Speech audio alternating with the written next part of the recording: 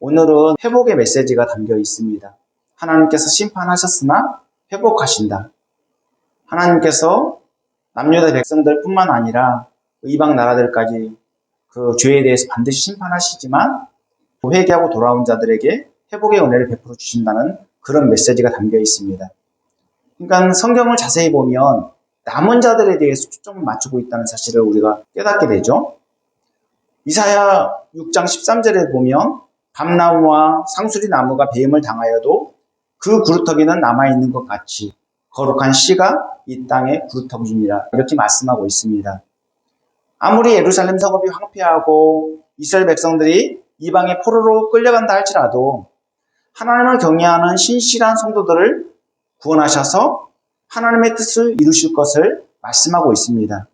이 구루터기와 거룩한 씨는 이스라엘의 남은 자를 비유적으로 이루는 말이죠.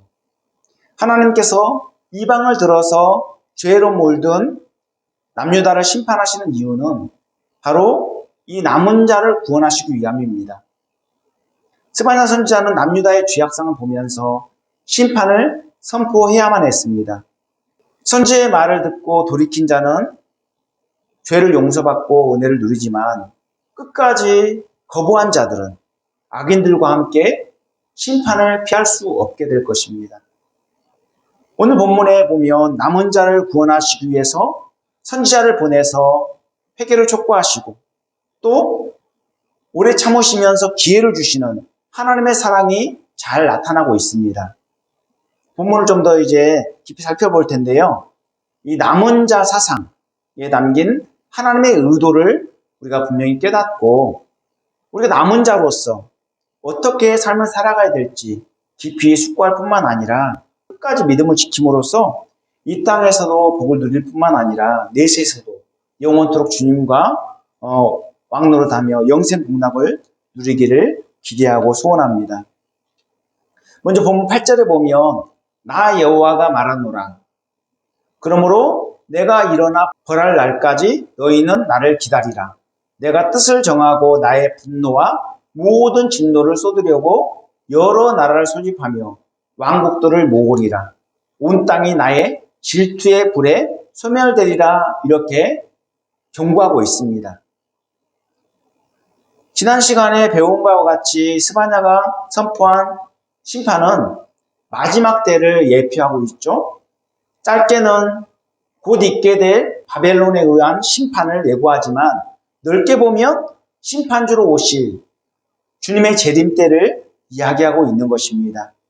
그래서 본문에도 보면 내가 일어나 벌할 날 그리고 그때 그날이라는 표현을 써서 임박한 심판을 예고하고 있습니다. 스바냐가 선포하는 심판은 온 땅에 임할 하나님의 불심판을 이야기합니다. 여기에는 하나님의 진노와 질투가 담겨 있습니다. 하나님은 나는 질투하는 여호와라 이렇게 말씀하시죠. 하나님도 섬기고 우상도 섬기는 것 이것 하나님이 허용치 않습니다. 오직 하나님만 섬기기 원하시죠. 8절에 나오는 나의 분노와 모든 진노는 그 맹렬함이 최고조에 이르는 그런 분노를 의미합니다. 이스라엘 백성들이 하나님을 섬긴다고 하면서도 우상을 섬기고 이방신을 섬기다 보니까 하나님이 진노가 극에 달한 거예요. 그래서 심판을 하실 수밖에 없었던 것이죠. 특히 여기 진노라고 번역된 히브리어 하로는 이스라엘 백성들이 홍해를 건넌 후에 하나님께서 추격하는 애굽 군대를 쓸어버렸을 때 사용된 단어입니다. 출애굽기 15장 7절에 보면 주께서 주의 큰 위엄으로 주를 거스르는 자를 엎으시니이다. 주께서 진노를 발하시니 그 진노가 그들을 지푸라기같이 살으니이다. 이렇게 나와 있습니다. 그러니까 여기 지푸라기같이 살라버리셨던 그 하나님의 진노, 그 진노가 오늘 본문에 사용된 이 진노와 같은 단어입니다. 그리고 이스라엘 백성들이 시딤에 머물러 있을 때 모압 여자들과 음행해서 하나님께서 진노하시는 내용이 나옵니다. 이때 내리신 진노가 바로 하론입니다. 민수기 25장 3절 4절에 보면 이스라엘이 바알보락에 가담한지라 여호와께서 이스라엘에게 진노하시니라. 여호와께서 모세에게 이르시되 백성의 수령들을 잡아 태양을 향하여 여호와 앞에 목매어 달라. 그리하면 여호와의 진노가 이스라엘에게서 떠나리라. 이렇게 말씀하고 있습니다. 모압 여자들과 음행했을 때 하나님께서 내리신 이 진노가 바로 하론입니다.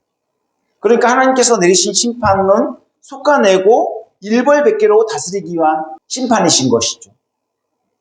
하나님을 경외해야 될 이스라엘 백성들에게 정체성을 더 깊이 각인시켜주기 위한 심판인 것입니다. 그리고 하나님께서는 불순종한 아간의 죄를 심판하실 때도 이 하론이라는 단어를 사용하셨습니다. 아간은 하나님의 명령에 불순종해서 노략한 물건 중에서 신할산 외투 한 벌과 은 200세겔 그리고 50세겔 되는 금덩이 하나를 자신의 장막에 숨겼죠. 하나님께서는 다 진멸하라고 했는데 그것을 그 노략물 중에서 숨겼어요. 그래서 하나님께서 제비를 뽑아서 아간을 색출하게 되고 아간과 그의 가족들 또 그 가축들까지 아골 골짜기로 다 끌고 와서 그들을 다 처단하고 돌무더기를 쌓게 되죠. 그래서 여호수아 7장 25절 26절에 보면 온 이스라엘이 그를 돌로 치고 물건들도 돌로 치고 불사르고 그 위에 돌무더기를 크게 쌓았더니 오늘까지 있더라. 여호와께서 그의 맹렬한 진노를 그치시니 그러므로 그곳 이름을 오늘까지 아골 골짜기라 부르더라. 이렇게 말씀하고 있습니다. 하나님께서 진노하시면 무섭습니다. 그 진노가 극에 달한 상태에서 오늘 스바냐가 외치는 이 심판의 메시지인 것입니다. 그리고 이제 본문 9절에 보면 그때 내가 여러 백성의 입술을 깨끗하게 하여 그들이 다 여호와의 이름을 부르며 한 가지로 나를 섬기게 하리니 라고 말씀하고 있죠. 지금 회복의 메시지를 주십니다. 하나님께서 심판하시지만 회복하신다는 말씀이에요. 어떻게 회복하십니까? 죄로 얼룩진 이스라엘 백성들을 성결하게 하시겠다는 하나님의 의도가 담겨 있습니다. 그냥 다 내버려두면 죄로 오염돼서 멸망을 당할 수밖에 없기 때문에 남은 자를 위해서 하나님께서 심판을 선포하시고 또 그렇게 심판을 시행하시는 것입니다. 어릴 적 시골에서 살 때 저는 그런 경험을 한 적이 있습니다. 평상시에는 방 안에 먼지가 그렇게 많은지 몰랐어요. 근데 아침에 창문 사이로 들어온 햇살에 그 움직이는 모습들이 얼마나 많이 보여지는지 이처럼 범죄한 인간도 마귀의 속박 아래 있을 때는 자신이 얼마나 비참한 죄인인지 그 죄의 심각성도 모르고 자신의 실체도 모르고 어디로 가는지조차 모른 채 그렇게 살아갑니다. 하지만 범죄한 인간이 하나님을 만나게 되면 어떻게 됩니까? 하나님 앞에 벌거벗은 모습으로 자신의 실체를 명확하게 보게 되죠. 얼마나 더러운 죄인인지, 얼마나 하나님 앞에서 부끄러운 죄인인지 자신의 그 비참한 실상을 낱낱이 보게 됩니다.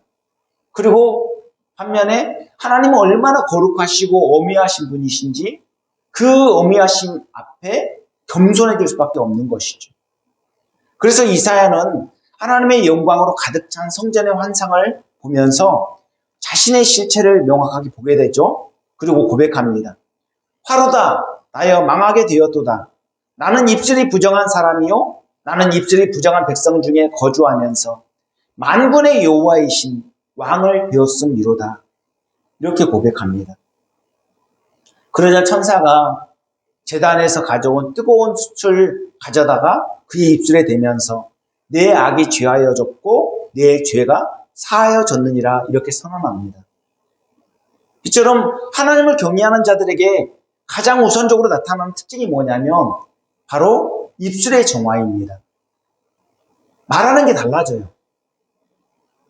말과 생각과 행동은 서로 긴밀하게 연결되어 있습니다. 사람은 들은 대로 말하고 마음에 품은 대로 행동하게 되어 있습니다.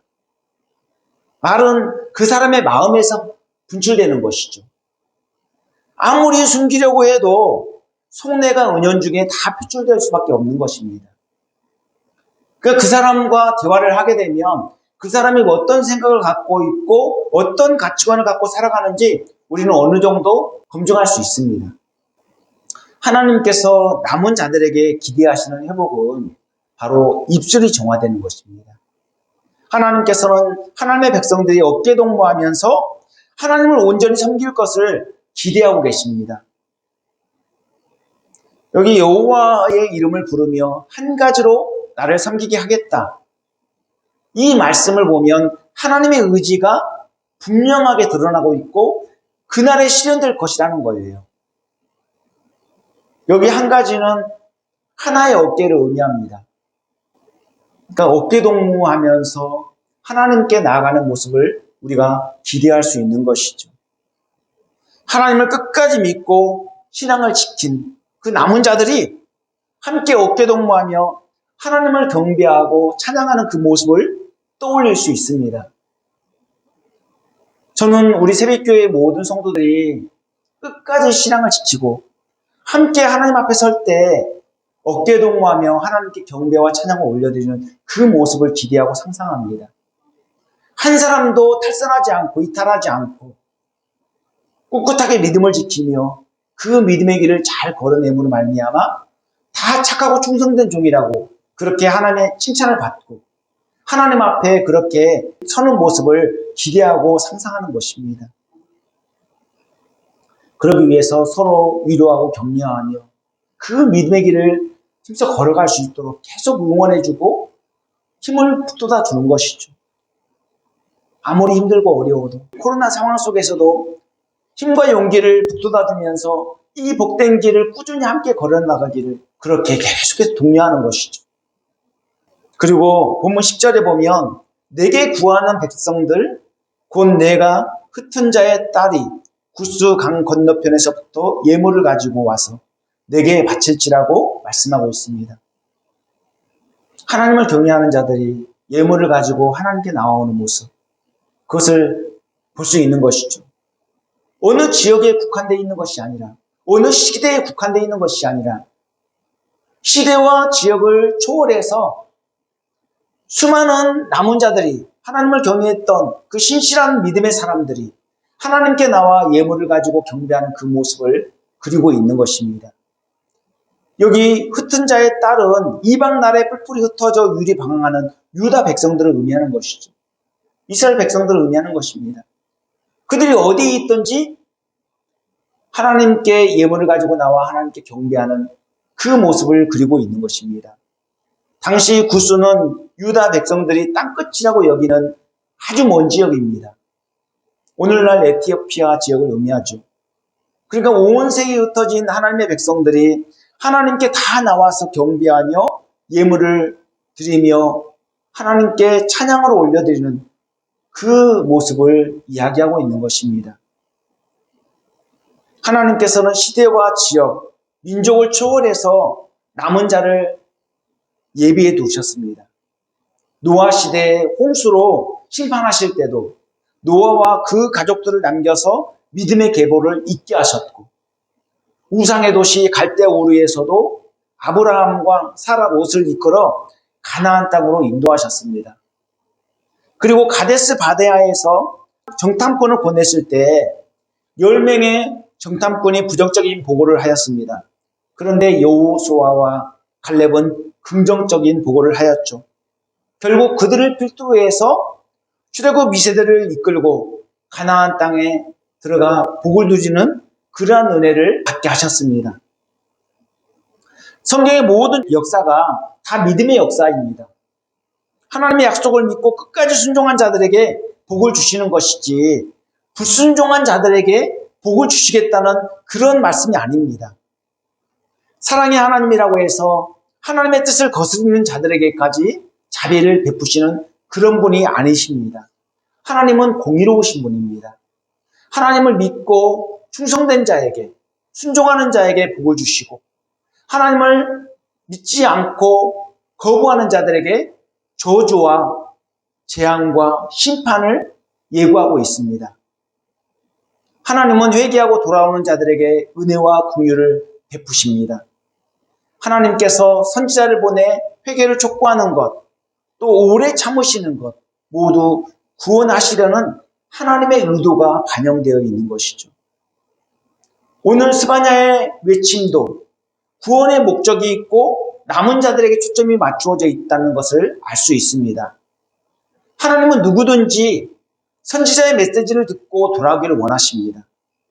그렇게 회개하고 돌아온 자들은 하나님의 약속하신 복을 받아들이지만 끝내 거부한 자들은 악인들과 함께 심판을 피할 길이 없습니다. 사실 우리가 어려운 상황 속에서도 이 믿음의 길을 걷고 있다는 사실이 얼마나 감사한 일입니까? 하나님 중심의 삶을 살아가려고 몸부림을 치고 발버둥을 치는 이 모든 것이 다 주님의 은혜라는 말씀입니다. 천국의 가치를 바로 안다면 이 복된 길을 어찌 포기할 수 있겠습니까? 어찌 주어진 사명을 소홀히 하고 대충대충 신앙생활 할 수 있겠습니까?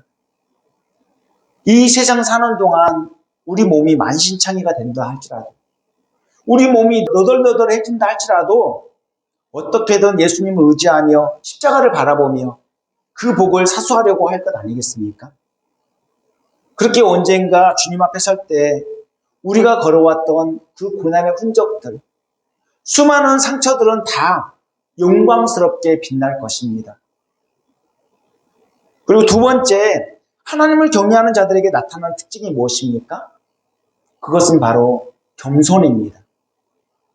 본문 11절에 보면 그날에 내가 내게 범죄한 모든 행위로 말미암아 수치를 당하지 아니할 것은 그때에 내가 내 가운데서 교만하여 자랑하는 자들을 제거하여 내가 나의 성산에서 다시는 교만하지 않게 할 것이니라. 이렇게 말씀하고 있습니다. 하나님께서 고난의 과정을 통해 하나님을 경외하는 신실한 자들을 남기십니다. 예수 믿으면 꽃길을 걷기보다는 오히려 어려움을 만날 때가 많죠. 코로나 팬데믹으로 인해서 신자들은 더 큰 어려움을 감수해야만 합니다. 하지만 이 상황을 통해서 오히려 한국교회의 민낯을 보게 되고 우리의 실체를 더 명확하게 볼 수 있는 것이죠. 그리고 순수한 신앙을 회복할 수 있는 절호의 기회가 된 것입니다. 예배당 건물이 크고 웅장하다든지 교인 수가 많다고 해서 그곳에 신실한 자들이 많다고 단정 지을 수 없습니다. 수만 명이 모여도 신실한 자가 없을 수 있고 몇 명 안 모여도 신실한 자들로 가득할 수 있습니다. 평안할 때는 잘 몰라요. 하지만 고난이 닥치고 어려움이 오면 그 신앙 상태가 어떠한지 가늠할 수 있습니다. 하나님께서 징계와 고난을 통해 거품을 다 걷어내시고 불순물을 제거하시는 것입니다. 이 과정을 통해 교회는 더욱더 순수해질 수 있고 신자는 교만한 마음을 낮추고 하나님의 어미하심 앞에 겸손히 무릎을 꿇을 수 있는 것입니다. 우리 인생 가운데 징계와 고난이 없다면 얼마나 목이 곧은 백성으로서 어깨에 힘주면서 살고 있겠습니까? 징계와 고난을 통해서 하나님의 은혜가 아니면 살아갈 수 없다는 사실을 깨닫게 되고 더욱더 겸손하게 되어지는 것이죠. 그런 측면에서 기독교 인구가 감소한다고 해서 우리가 주눅들 필요도 없고 위축될 필요도 전혀 없습니다. 마지막 때가 가까워질수록 속가내는 과정을 통해서 숫자는 줄어들지 몰라도 신앙은 더욱더 순결해질 것입니다. 하나님께서 교만한 자를 물리치시고 겸손한 자에게 은혜를 주시기 때문에 교회는 점점 더 하나님을 경외하는 신실한 자들로 채워질 것입니다. 마지막 때에 마귀가 발악하면 발악할수록 이러한 현상은 더 두드러지게 나타나겠죠. 그래서 마귀가 사람들의 마음을 빼앗아 교만을 부추겨도 남은 자는 하나님의 성품을 닮아 겸손을 추구하며 신실하게 하나님을 경외할 것입니다. 아담 때부터 시작된 이 싸움은 마지막 때까지 계속해서 이어질 것입니다. 첫 번째 아담은 패배했지만 두 번째 아담으로 오신 예수님은 이 싸움에서 승리하셨습니다. 예수님은 겸손의 본을 보이시고 십자가 사랑을 통해서 그 극치를 보여주셨죠. 첫 번째 아담이 어떻게 마귀의 유혹에 넘어졌습니까? 선악을 알게 하는 나무의 열매를 먹으면 하나님처럼 된다는 이 마귀의 유혹에 넘어졌습니다. 하나님께서는 분명히 동산 각종 나무의 열매는 내가 임으로 먹되 선악을 알게 하는 나무의 열매는 먹지 말라. 내가 먹는 날에는 반드시 죽으리라. 이렇게 말씀하셨는데 이 열매를 먹으면 하나님처럼 될 거야. 눈이 밝아져서 하나님처럼 될 거야. 이 말에 속아서 결국에는 나무의 열매를 따먹고 범죄하고 말았죠. 선악을 알게 하는 나무의 열매는 단순한 열매가 아니라 창조주이신 하나님과 피조물인 인간의 경계를 의미하는 그러한 열매였습니다. 인간은 이 명령을 지킴으로써 하나님께서 창설하신 에덴 동산에서 하나님과 영생 공락을 누릴 수 있었죠. 그런데 아담이 마귀의 유혹에 넘어가 결국 하나님과 관계가 다 어그러지고 온 인류에게 파멸을 안겨주게 된 것입니다. 이 모든 것이 하나님과 같아지려는 이 교만에서 비롯된 것이죠. 반면에 두 번째 아담으로 오신 예수님은 겸손의 본을 보여주셨습니다. 빌립보서 2장 3절에 오직 겸손한 마음으로 각각 자기보다 남을 낮게 여기라고 명령하고 있죠. 그리고 빌립보서 2장 5절에 너희 안에 이 마음을 품으라. 곧 그리스도 예수의 마음이니라고 하면서 그리스도의 겸손을 보여주고 있습니다. 예수님은 우리를 구원하시기 위해서 높고 높은 보좌 위에서 낮고 천한 인간의 몸을 입고 이 땅에 오셨습니다. 그리고 십자가에 못 박혀 죽으심으로써 겸손의 극치를 보여주셨죠. 그러므로 남은 자들은 그리스도를 본받아 겸손한 삶을 살 수밖에 없는 것입니다. 예수님을 알아가면 알아갈수록 더 겸손해질 수밖에 없는 이유가 있습니다. 그것은 주님이 내 안에 역사하고 계시기 때문에 그렇습니다. 예수님을 구주로 모셨기 때문에 예수님의 통치 가운데 예수님의 겸손을 닮게 되고 예수님의 성품이 자연스럽게 흘러나오게 되는 것이죠. 그리고 본문 12절에 보면 내가 곤고하고 가난한 백성을 내 가운데에 남겨두리니 그들이 여호와의 이름을 의탁하여 보호를 받을지라고 말씀하고 있습니다. 여기 남은 자는 물질적으로 가난한 자를 이야기하는 것이 아니라 심령이 가난한 자를 이야기하는 것이죠.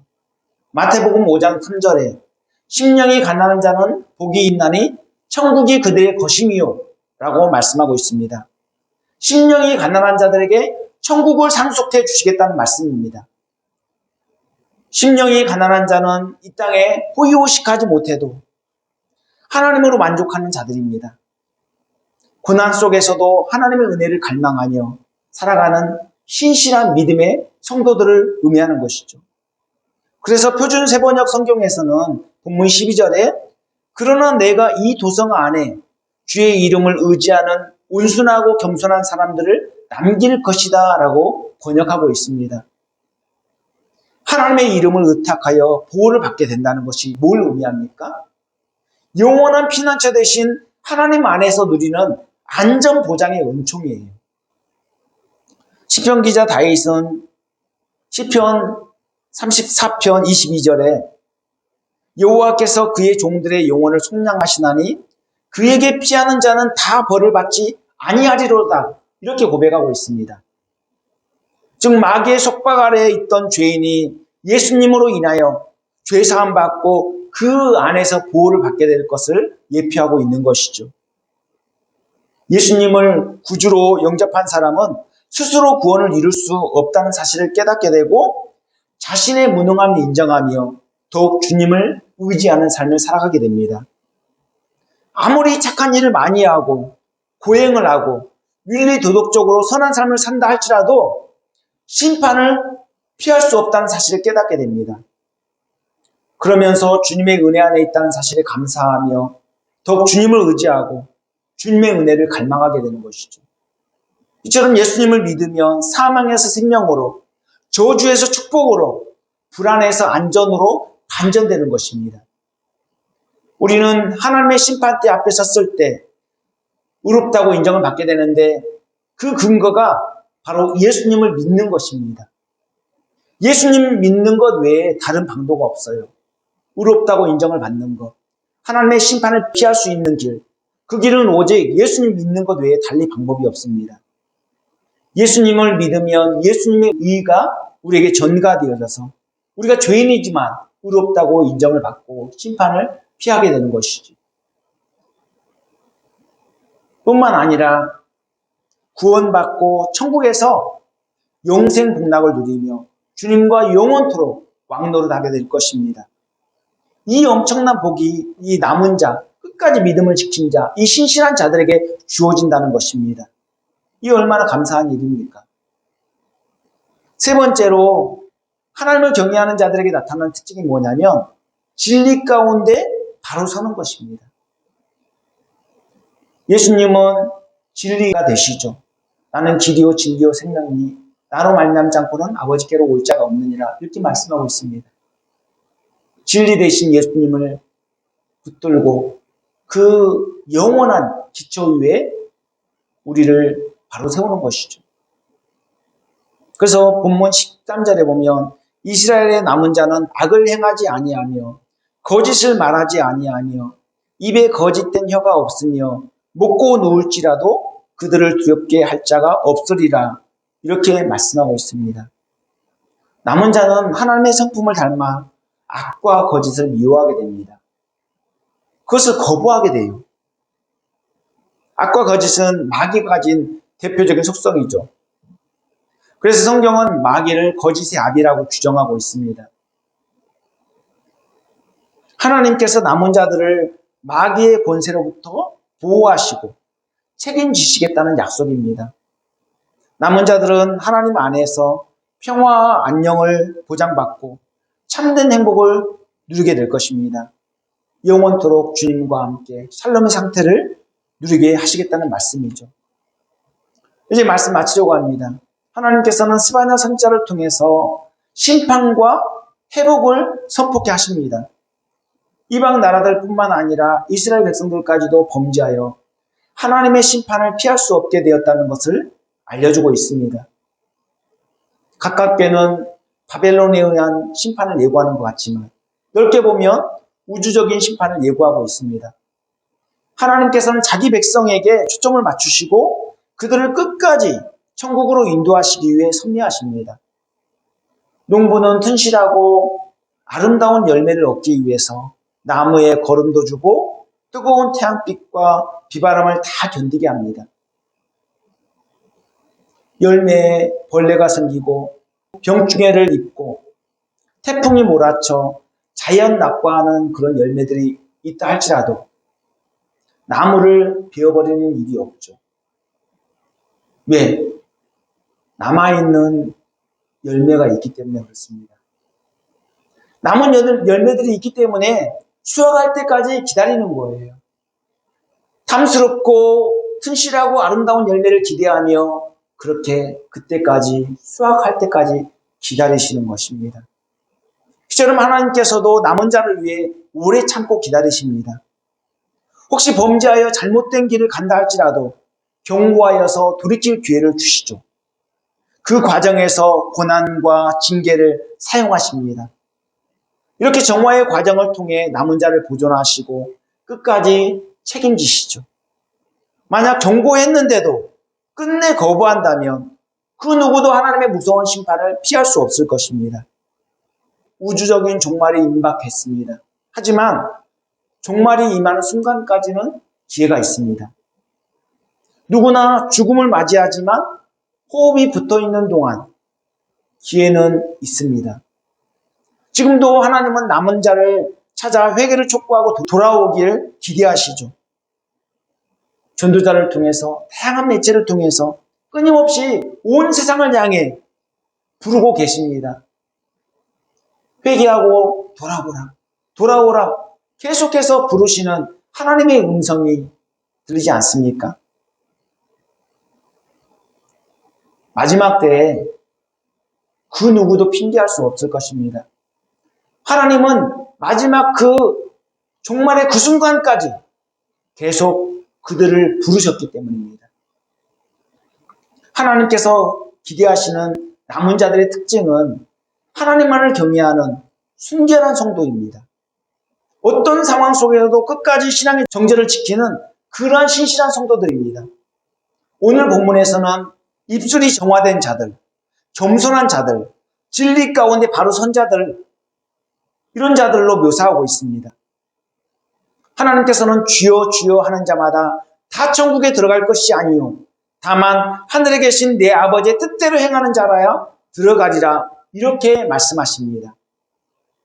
마지막 때에 주님이 진정으로 원하시는 것은 어떤 상황에서든 끝까지 하나님을 믿고 의지하며 하나님의 뜻대로 행하는 것입니다. 적당히 세상과 타협하며 세상과 하나님 사이에 양다리를 거치며 살아가는 사람들이 아니라 온전히 하나님만을 경외하는 사람, 하나님만 의지하는 사람을 찾고 계신다는 사실입니다. 그 사람들을 찾기 위해서 고난도 허락하시고 때로는 징계도 하시며 흔들기도 하시고 솎아내시기도 하시는 것입니다. 우리는 지금 그 어느 때보다도 힘들고 어려운 시기를 지나고 있습니다. 어둠이 짙을수록 빛은 더욱더 강렬하게 발산하기 마련입니다. 이처럼 힘들고 어려운 시기일수록 하나님께서는 더욱 강력하게 세상을 정화하실 것입니다. 모두 악으로 치우쳐 달려간다 할지라도 나는 십자가 바라보며 내 믿음 지키리라. 이러한 굳은 결단, 그러한 다짐을 가지고 우리가 이 믿음의 길을 걸어나가면 좋겠습니다. 저와 여러분, 마귀의 유혹이 심하고 코로나가 언제까지 이어질지 알 수 없는 상황, 그리고 오히려 더 어려움이 가중될 수 있습니다. 전혀 우리가 경험해보지 못한 그런 어려움을 또 만날 수도 있습니다. 하지만 그렇다 할지라도 위축되거나 짓눌리지 아니하고 십자가 바라보며 믿음의 길을 잘 걸어나가면 좋겠습니다. 어떤 상황에서든 세상 풍조에 밀려 이리저리 요동하지 않고 또 끝까지 주님 의지하면서 남은 자로서 인내하며 믿음의 길을 뚜벅뚜벅 걸어나가면 좋겠습니다. 기도하겠습니다. 사랑과 은혜가 풍성하신 하나님, 우리는 본성적으로 악하고 전적으로 타락하여 쉽게 악으로 치우치는 경향성을 가지고 있습니다. 평안하고 일이 잘 풀릴 때 하나님께 더 적극적으로 다가가기보다는 하나님을 외면하고 하나님을 거부하기 너무나도 쉽습니다. 하나님께서 풍성한 은혜를 베풀어 주셨는데 오히려 감사하기보다는 교만하기 쉬운 그러한 마음을 갖고 있습니다. 우주적 종말이 임박했음에도 코로나 팬데믹 상황 속에서 오히려 코로나 핑계대고 신앙생활을 게을리하고 있는 것은 아닌지 우리 자신을 돌아보며 회개합니다. 우리의 연약함과 어리석음을 불쌍히 여겨 주시옵소서. 어려운 때일수록 더욱 주님 의지하며 신앙의 정절을 잘 지켜나갈 수 있도록 인도하여 주시옵소서.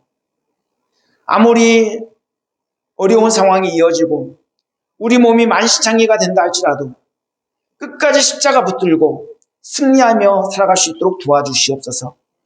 그래서 하나님께서 약속하신 남은 자의 축복을 다 받아 누릴 수 있도록 우리를 끝까지 책임져 주시옵소서. 이 모든 말씀 예수님 이름 받들어 기도합니다. 아멘.